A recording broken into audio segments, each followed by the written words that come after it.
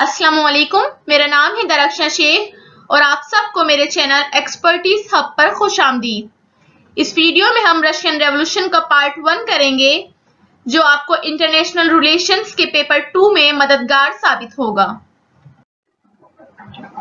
Russia के अंदर 1917 में रेवोल्यूशन होती है और इस रेवोल्यूशन का सबसे बड़ा काज जो था वो था मोनार्की। मतलब मोनार्की का मतलब यहाँ पर बादशाहत थी। बादशाह जो चाहता था लोगों के ऊपर जुल्म करता था, लोगों से काम कराए जाते थे और जो भी फैसले बादशाह करता था वो इम्पोज कर दिए जाते थे रशिया की आवाम के ऊपर। रशिया की जो आवाम थी वो भी दो कैटेगरीज में डिवाइडेड थी, मतलब अनइक्वल डिस्ट्रीब्यूशन ऑफ राइट्स था। एक तरफ तो थे नोबल्स, दूसरी तरफ थे पीसेंट्स। इन नोबल्स के पास पैसा भी था और ताकत भी। ये ताकत का इस्तेमाल सर्व्स के ऊपर करते थे और इन सर्व्स को अपने गुलामों की तरह ट्रीट करते थे। ये सर्व्स बाउंडेड थे इस बात के लिए कि हफ्ते में 3 दिन अपने मास्टर के लिए काम करेंगे खेतों में, क्योंकि रशिया एक एग्रीकल्चर कंट्री था और नोबल्स अमीर लोग थे, तो जाहिर सी बात है जमीनें भी इन नोबल्स के पास ही होती थी और सर्व्स को किसानों की तरह काम करना पड़ता था और ये 3 दिन तक बिला मुआवजा काम करते थे। ये जो 3 दिन अपने मास्टर के लिए कंपलसरी काम करते थे, इसके लिए इनको कोई मुआवजा नहीं मिलता था। 1796 के अंदर यहाँ पर एक जार आता है। जार कहते हैं रशिया के बादशाह को। रशिया के बादशाह जो था जार पाउल I, इसने लोगों के ऊपर बेहद जुल्म किए। ये खुद को बादशाह कम, ये खुद को लामहदूद ताकतों का हामिल समझता था। जब चाहता था किसी को कैद करा देता था, किसी को जला वतन कर देता था और बेहद जुल्म किया करता था रशिया के आम लोगों के ऊपर। तो 1801 के अंदर रशिया के लोगों ने इसको कत्ल कर दिया। इसके बाद जो शख्स पावर में आया वो था अलेक्जेंडर I। अलेक्जेंडर I जो था वो बहुत ज्यादा लिबरल था, क्योंकि इसने बाहर से तालीम हासिल की थी। ये आइडियलिस्टिक था, ये लिबरल था, आजादाना सोच। अलेक्जेंडर ने कई गुलामों को आजाद किया, कई जलावतनों को आम माफी का ऐलान किया, लेकिन 1825 में अलेक्जेंडर का इंतकाल हो गया, मतलब अलेक्जेंडर फोर्थ हो गया।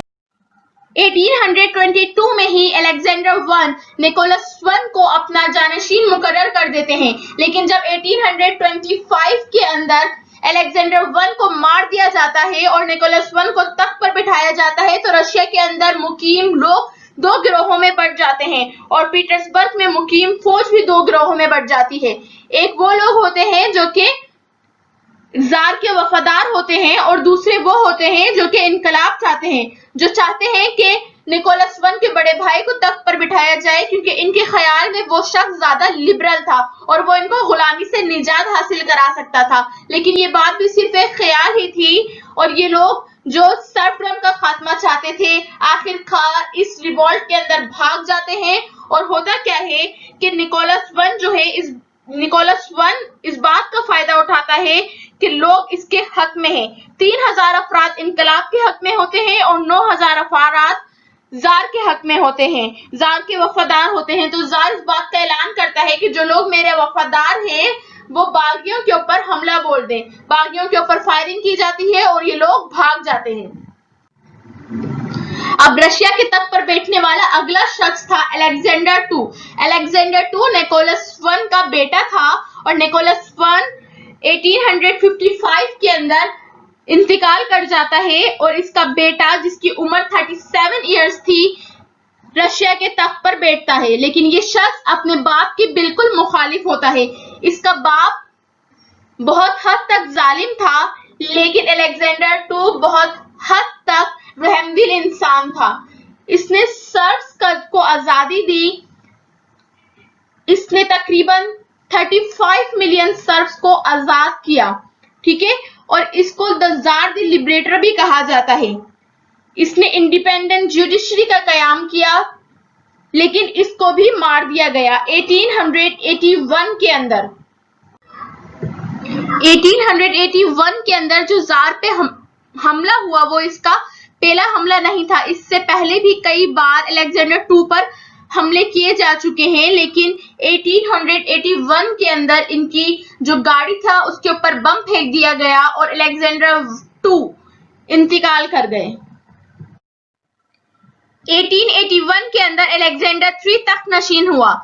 अलेक्जेंडर III दरअसल अलेक्जेंडर II ही का बेटा था और ये दी पीस मेकर के नाम से भी मशहूर था। ये लक़ब इसको इसलिए दिया गया क्योंकि इसने रशिया का एक्सपेंशन रोकने की कोशिश करी, मतलब रशिया को वॉर्स के अंदर इन्वॉल्व होने के लिए रोका, और इसने इकोनॉमिक रिफॉर्म्स किए, रशिया के अंदर डेवलपमेंट को प्रमोट किया। लेकिन रशिया का जो सबसे अहम मसला था सोशल डिस्क्रिमिनेशन, वो प्रॉब्लम अपनी जगह बरकरार रही।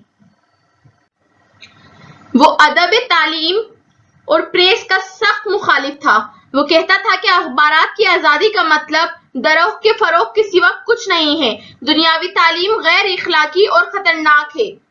वो रूसी अवाम को मगरिब के आजादी पसंद ख्यालात की वबा से महफूज रखना चाहता था।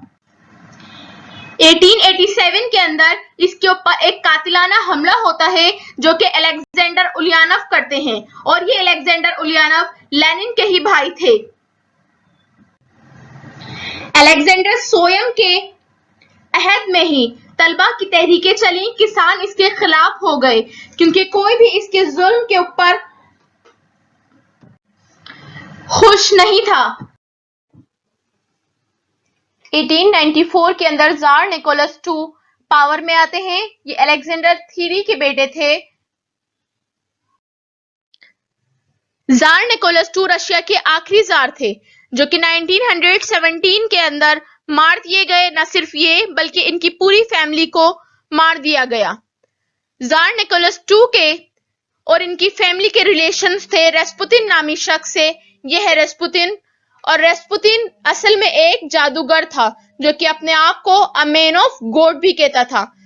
और रशिया के लोगों को निकोलस II और उनकी फैमिली के रिलेशन रेस्पुतिन के साथ पसंद नहीं थे। रशिया के लोग इस बात से काफी गुस्सा थे, लेकिन निकोलस II और रेस्पुतिन की जो रिलेशंस थे उसके पीछे वजह ये थी कि निकोलस II का बेटा जिसको हेमोफीलिया नाम की बीमारी थी, और रेस्पुतिन इस बात का दावेदार था कि ये इसके बेटे को ठीक कर देगा क्योंकि खुदा ने इसको ताकत दी है। रशिया के लोग रशिया में मौजूद बादशाही निजाम से तंग आ चुके थे और ये कार्ल मार्क्स से मुतासिर थे।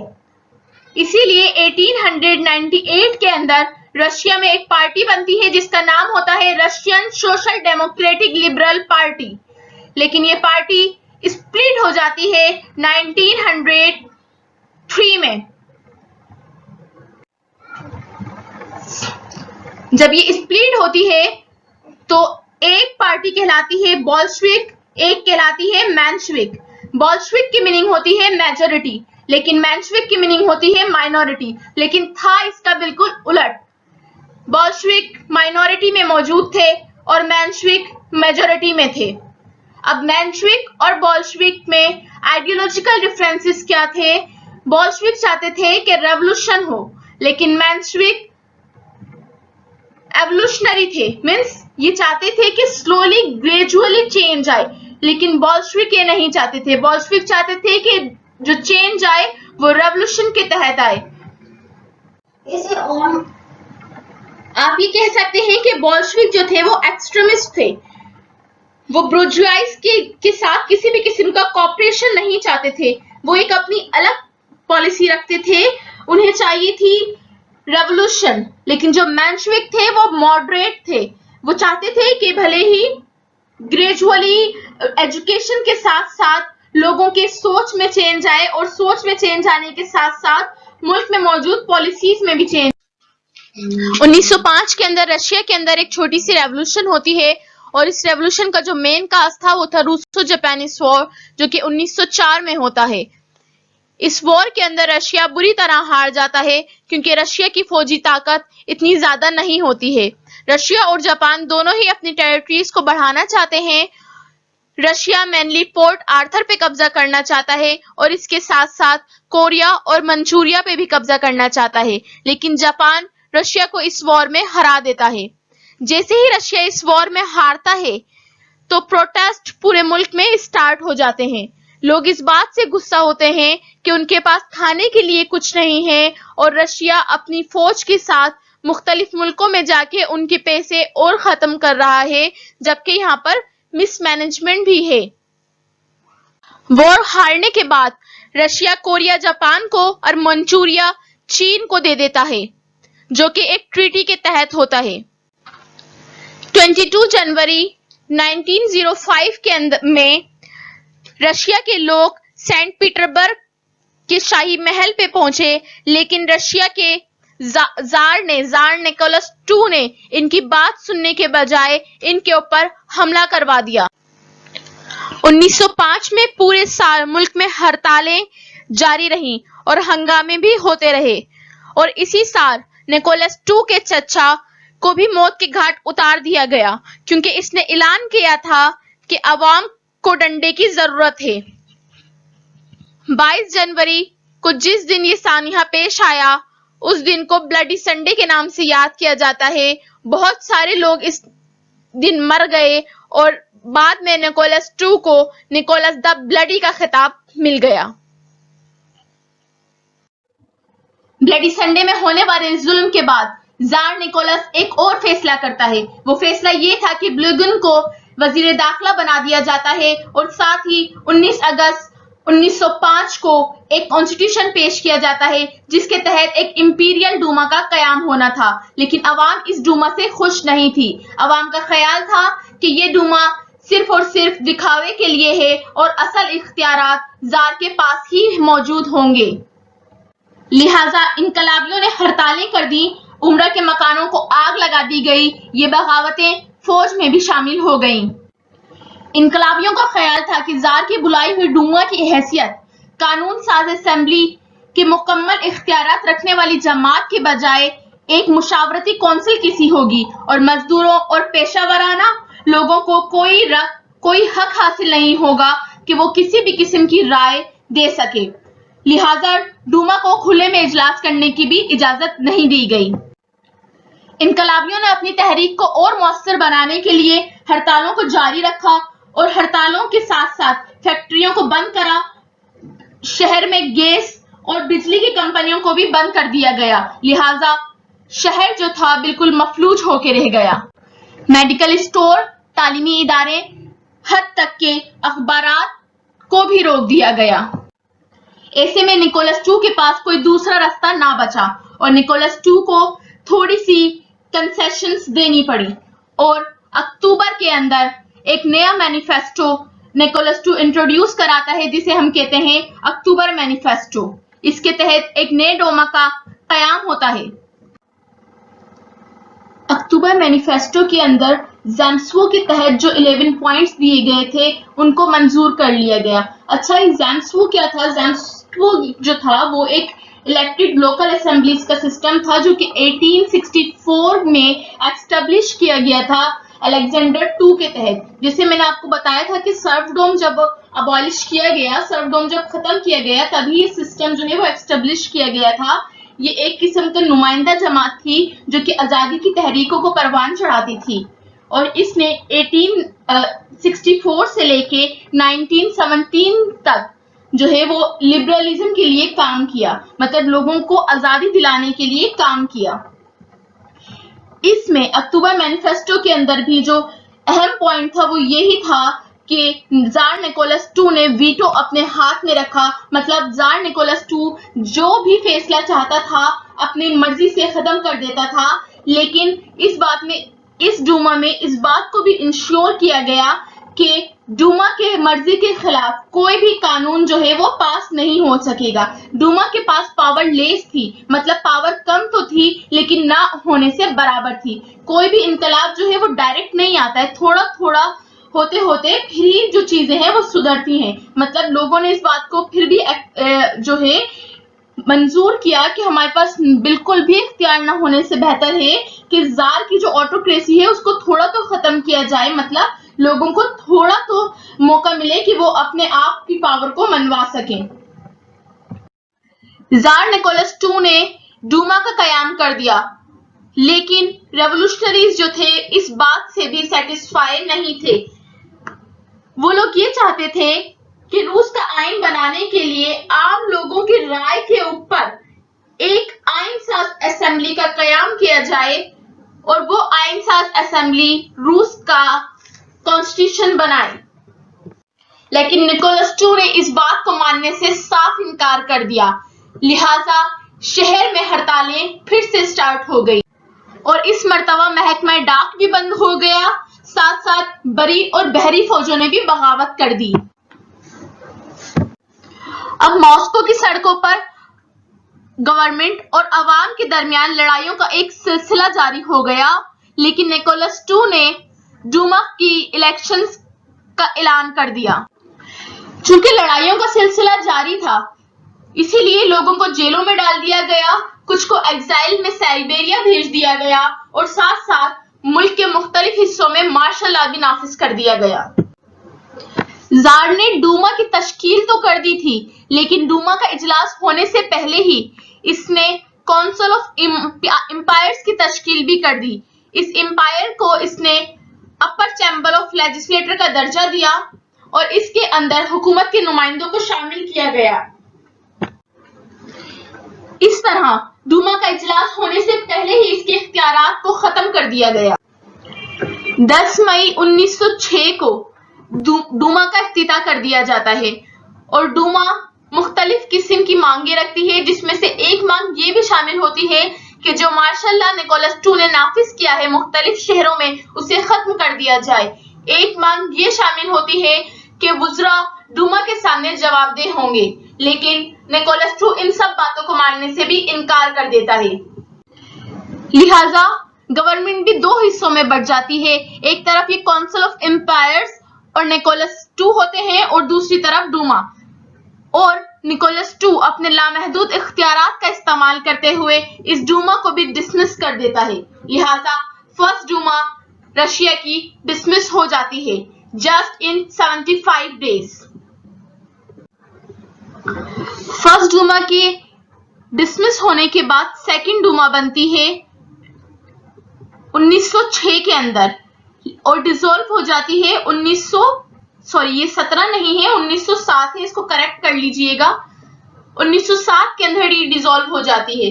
जैसे ही सेकंड डूमा बनती है, इस डूमा के अंदर भी इख्तिलाफात हो जाते हैं, गवर्नमेंट और डूमा के दरमियान इख्तिलाफात हो जाते हैं और निकोलस II डूमा के लोगों को इनकलाबी करार दे देता है और डूमा के 17 अरकान को हिरासत में ले लिया जाता है, साथ ही साथ डूमा को डिसॉल्व भी कर दिया जाता है 1907 के अंदर।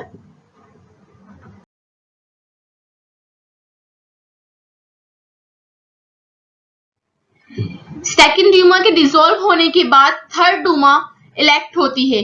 सितंबर में थर्ड डूमा के इलेक्शन होते हैं और नवंबर के अंदर इसका इजलास होता है। ये डूमा ज्यादातर जमींदारों और रिएक्शनरीज पर मुश्तमिल थी और यही वजह थी कि ये डूमा जार की बड़ी फर्माबरदार असेंबली साबित हुई।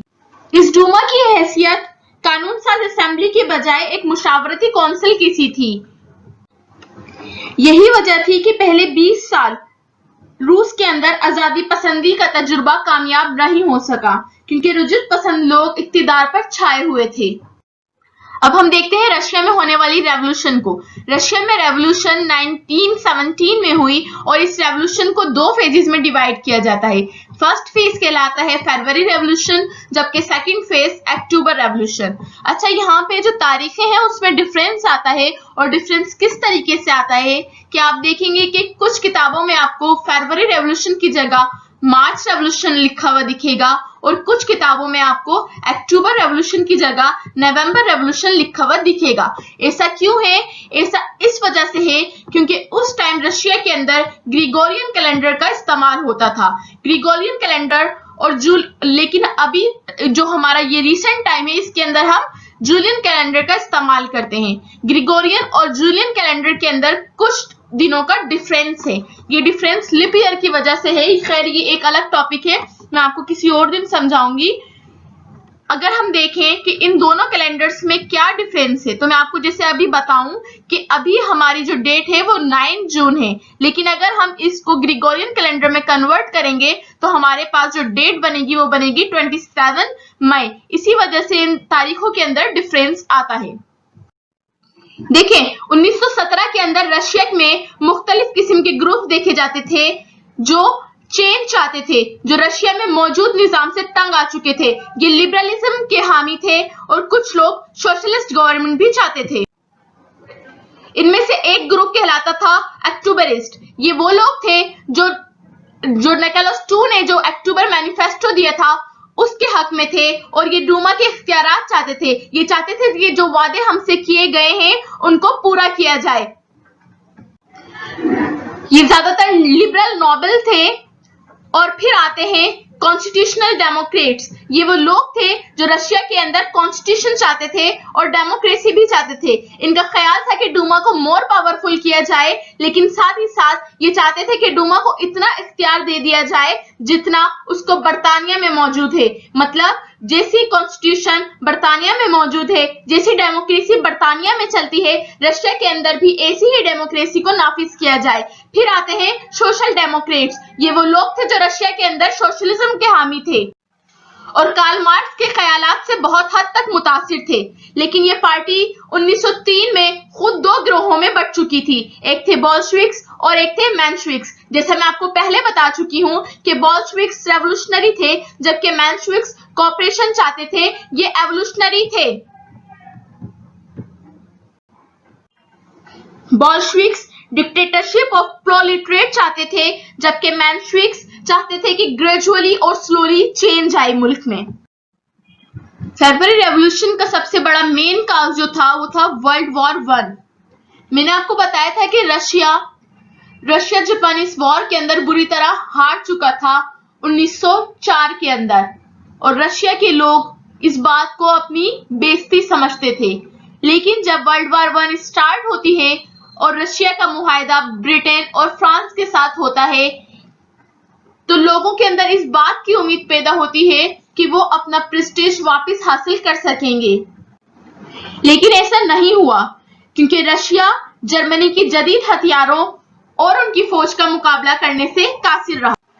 रशिया ने अपनी फौजी ताकत बढ़ाने के लिए बेशुमार नौजवानों को फौज में शामिल करना शुरू किया और भर्तियों की तादाद तकरीबन 1 करोड़ तक पहुंच चुकी थी। हुकूमत ने देहात से नौजवान किसान पकड़ पकड़ के फौजी वर्दियां तो उन्हें जरूर पहना दी थी, लेकिन उनके पास ट्रेनिंग मौजूद नहीं थी। जिस तरह रशिया के मुखालिफ मुल्कों के पास फौजी ताकत और जदीद हथियार मौजूद थे, रशिया उन चीजों से भी कासिर था।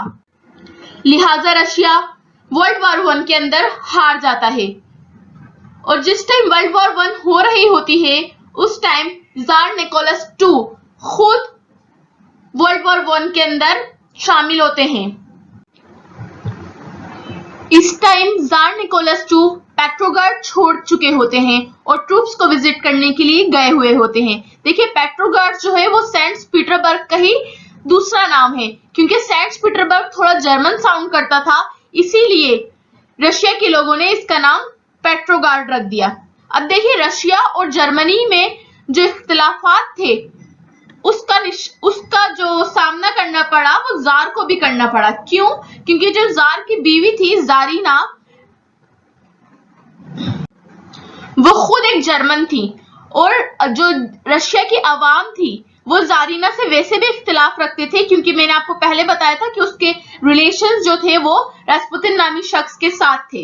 इसीलिए दो तरीके से रशिया की आवाम जो है वो जारीना से इख्तिलाफ रखती थी। एक तो इस वजह से कि वो खुद जर्मन थी और दूसरा इसलिए क्योंकि वो रास्पुतिन के साथ उनका कुछ कहा जाता है कि उनके कोई अफेयर्स थे और रास्पुतिन जिसको चाहता था मिनिस्ट्रीज देता था और जिसको चाहता था मिनिस्ट्रीज ले लिया करता था। देखिए मुल्क जो था वो जंग में था, लेकिन यहाँ पर क्या हो रहा था, अमीर तबका अमीर से अमीरतर होता जा रहा था और गरीब तबके के पास खाने के लिए भी कुछ नहीं था। खुराक और ईंधन की शदीद कमी हो गई थी। क्यों हुई थी? क्योंकि ओटोमन्स ने ब्लॉकेड कर दिया था रशिया का। वहां दूसरी जानिब फौज परेशान थी क्योंकि वो किसान जो फौज में भर्ती किए गए थे उनके पास कोई तजुर्बा मौजूद नहीं था और वो फरार होना शुरू हो गए थे। दूसरी जानिब ये भी कहा जाता है कि अमीरों ने जवाहरात की खरीदारी बहुत हद तक ज्यादा कर दी और जो जारीना थी उन्होंने इस हद तक बेशकीमती लिबास पहने जैसे लिबास उनको कभी पहने देखे नहीं गए थे। इन सब बातों ने अवाम के गुस्से को मजीद परवान चढ़ाया और वर्कर्स ने फिर से स्ट्राइक्स कर दी। मारामारी का दौर दौरा शुरू हो गया और साथ ही इसी दौरान 8 मार्च 1917 को औरतों का एक बहुत बड़ा हुजूम सड़कों पर निकल कर आ जाता है। ये औरतें रेड कलर के झंडे उठाए हुई होती हैं और नारे लगा रही होती हैं ब्रेड एंड पीस, क्योंकि इन लोगों के पास ना खाने के लिए कुछ था और न ही मुल्क में अमन था। ये वही दिन है जिस दिन हम इंटरनेशनल वुमेन्स डे सेलिब्रेट करते हैं। ये इनका नारा था ब्रेड एंड पीस। इसके साथ साथ क्या होता है, 80 से 90 हजार जो वर्कर्स होते हैं रशिया के अंदर वो भी स्ट्राइक्स कर देते हैं और राइट्स को ज्वाइन कर लेते हैं, मतलब वो भी हंगामों में शामिल हो जाते हैं। इन लोगों के पास हथियार नहीं होते लेकिन इनके ऊपर ओपन फायर कर दिया जाता है। जब लोगों के ऊपर फायर किया जाता है उसके बाद लोग भी जवाबी कार्रवाई करते हैं और मिलिट्री गवर्नर ये ऑर्डर देता है कि सब अपने अपने कामों पर वापस चले जाए, लेकिन ऐसा कुछ होता नहीं है। जार को जब इन सब बातों की खबर पड़ती है तो वो पेट्रोग्राड वापस आना चाहता है लेकिन वो आ नहीं पाता क्योंकि जो रेलवे ट्रैक होता है वो लोगों ने उखाड़ के फेंक दिया होता है। फिर जार ये ऑर्डर करता है कि इन लोगों को सप्रेस कर दिया जाए, इन बगावतों को रोक लिया जाए चाहे डंडे के जोर पर। इसी के साथ 80,000 जो मिलिट्री मैन होते हैं वो भी इन क्राउड्स में शामिल हो जाते हैं और नतीजा क्या निकलता है कि जार को अपने इख्तियारात से दस्तबरदार होना पड़ता है। देखिए इस दौरान भी दो पॉलिटिकल ग्रुप जो थे वो पावर में थे, एक तो वही डूमा और दूसरा था पेट्रोग्राड सोवियत। ड्यूमा को तो जार डिसमिस कर चुका था, लेकिन उसके बावजूद जो ड्यूमा थी वो छुप छुप के अपनी मीटिंग्स कर रही थी और पेट्रोग्राड सोवियत जो थी वो थी ऑर्गेनाइजेशन रेवोल्यूशनरी फोर्सेस की, मतलब रेवोल्यूशनरी माइंडेड जो भी लोग थे उनकी जो ऑर्गेनाइजेशन थी वो थी पेट्रोग्राड सोवियत। जब सारी चीजें जार के इख्तियारात से बाहर हो जाती हैं तो मिलिट्री और डूमा के लोग जार को इस बात के लिए राजी कर लेते हैं कि वो इख्तियारात को छोड़ दे और इस बात की सजेशन भी देते हैं कि जार अपने इख्तियारात को तो छोड़ दे लेकिन अपने छोटे बेटे को तख्त पर बिठा दे, लेकिन ऐसा नहीं होता है। जो ड्यूमा होती है वो इसके छोटे बेटे को बिठाने की बात क्यों करती है, वो इसलिए करती है क्योंकि इसका छोटा बेटा उम्र में बहुत छोटा होता है और ड्यूमा का ये ख्याल होता है कि अगर इसका छोटा बेटा तख्त पर बैठेगा तो हम अपनी मर्जी का कोई भी शख्स जो है वो पैलेस में तैनात कर देंगे और सारे डिसीजंस तो वो लेगा, क्योंकि जार का बेटा अभी मैच्योर नहीं था। लेकिन जार ऐसा नहीं करता, ये अपने भाई माइकल के हक में दस्तबरदार हो जाता है। लेकिन माइकल को जब पूरी हालात का मालूम होता है तो माइकल भी इस जो सीट होती है उसको लेने से इनकार कर देता है। अब क्या होता है, जैसे ही जार रिजाइन करता है तो Duma as a provisional government act करने लग जाती है तब तक के लिए जब तक एक न्यू कॉन्स्टिट्यूशनल असेंबली ना बन जाए।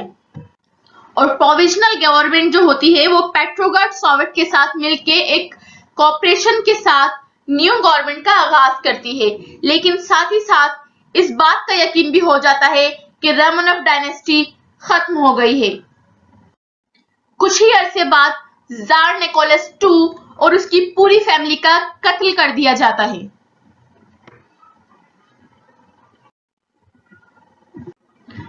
ये कत्ल याकूब योरस्काय नामी शख्स करता है और ऐसा भी कहा जाता है कि इसके पीछे लेनिन का हाथ था। लेनिन बोल्शेविक्स पार्टी का लीडर था। ये थी निकोलस II की पूरी फैमिली जिसका कत्ल कर दिया जाता है। इसीलिए इसको डेथ ऑफ डायनेस्टी भी कहा गया है। हमने इस वीडियो के अंदर रशियन रेवोल्यूशन का फेज 1 कंप्लीट किया है, मींस फरवरी रेवोल्यूशन। अभी अक्टूबर रेवोल्यूशन बाकी है, जिसको हम अपनी नेक्स्ट वीडियो के अंदर कवर करेंगे। फरवरी रेवोल्यूशन के नतीजे में रोमनेव डायनेस्टी का एंड हो जाता है, साथ ही साथ ड्यूमा और पेट्रोग्राड सोवियत पावर में आ जाती हैं।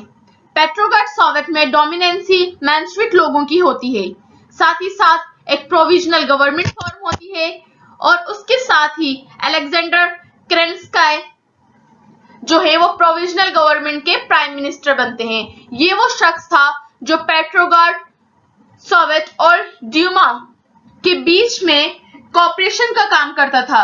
मींस इसी की वजह से इन दोनों पार्टीज के बीच में एक कोऑपरेशन रहती थी। मेरी वीडियो देखने का बहुत बहुत शुक्रिया। इस वीडियो का पार्ट 2 मैं जल्द ही अपलोड करूंगी। आप सब अपना बहुत ख्याल रखिएगा और अगर मेरा ये लेक्चर पसंद आया है तो प्लीज मेरे चैनल को सब्सक्राइब कीजिए। अपना बहुत ख्याल रखिए और अपने मुल्क से वफादार रहिए।